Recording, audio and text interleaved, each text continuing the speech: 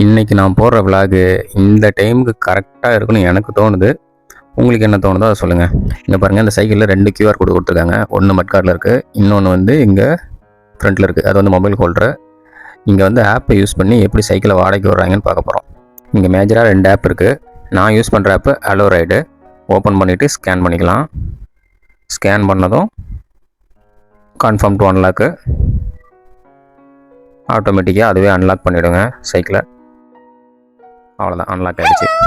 நமக்கு டைம் ஓடும், அவ்வளோதான். சிங்கப்பூர் மாதிரி ஒரு வளர்ந்த நாட்டில் கூட எப்படி சைக்கிளை நவீனப்படுத்தி யூஸ் பண்ணுறாங்கன்னு பாருங்கள். சிங்கப்பூரில் இந்த எல்லோ லைட் எரியிற ஜோன் வந்து நடந்து போகிறவங்களுக்கு தான் ப்ரையாரிட்டி.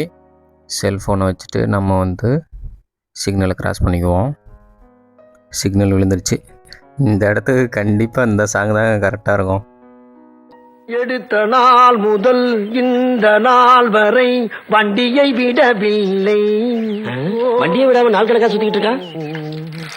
என்ன ராமலிங்கம் ஆலைய பார்க்க முடியல எப்படி இருக்க. இங்கே பாருங்கள், மெயின் ரோடுக்கு 2 பக்கமும் நடந்து போகிறதுக்கு தனியாக, சைக்கிள் போகிறதுக்கு தனியாக வழி விட்ருக்காங்க. இந்த மாதிரியான அடிப்படை வசதிகளை கரெக்டாக கொடுத்துட்டாவே மக்களுக்கு பெட்ரோல் இல்லைன்னும் போது இந்த மாதிரி பயமே வந்திருக்காதுங்க. இங்கே பாருங்கள், பஸ் ஸ்டாப் பக்கத்தில் சைக்கிள் ஸ்டாண்டு கொடுத்துருக்காங்க. இதெல்லாம் வந்து ஒரு கனெக்டிவிட்டியாக தான். சரி, ஓகே, நம்ம வர வேண்டிய இடத்துக்கு வந்தாச்சு. இப்போ நம்ம சைக்கிளை வந்து எப்படி பார்க் பண்ணுறதுன்னு பார்த்துவோம். சைக்கிளை ஃபஸ்ட்டு அந்த எல்லோ கலர் பாக்ஸில் வந்து நிப்பாட்டிட வேண்டியதாங்க. நிப்பாட்டிட்டு ஆப்பை மறுபடியும் ஓப்பன் பண்ணி ஸ்லைட் டு எண்ட் ரைடு கொடுத்தோம்னாக்க லாக் ஆகிடுங்க. ஃபஸ்ட்டு சைக்கிள் லாக் ஆகும். லாக் ஆனதுக்கப்புறம் இந்த பார்க்கிங்க்கு ஒரு QR கோடு இருக்கும். அந்த QR கோடை ஸ்கேன் பண்ணிட்டோம்னாக்க சைக்கிள் வந்து ப்ளேஸ் ஆகிடுங்க. அவ்வளோதாங்க.